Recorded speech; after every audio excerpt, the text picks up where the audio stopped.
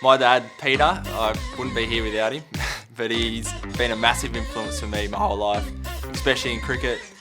As a kid, as I said, he absolutely loved cricket, so he'd always be watching, and as soon as he saw how much we loved it, he'd always try to help us out. So he'd always help with a bit of coaching, always try and teach us the game and what's going on TV.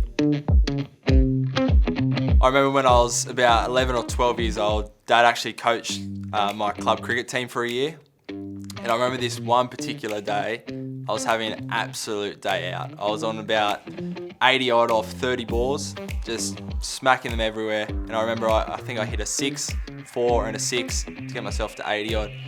And Dad declared on me. He was the coach, pulled us in, and it was a one-dayer. And I just remember absolutely fuming and just going up to Dad. I was like, what are you doing? One, you've cost me 100.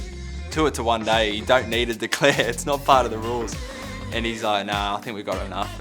And that was classic Dad, just always trying to keep us grounded, making sure we didn't get too far ahead of ourselves. But still to this day, I was fuming. I probably count the amount of hundreds I got on one hand, so he cost me another one there.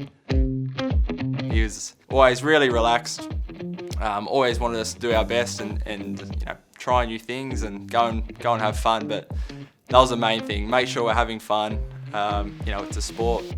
It's inclusive. Everyone gets a go, but just don't take it too seriously. It's before a game. It might be a big test match or a big one-dayer in front of a big stage.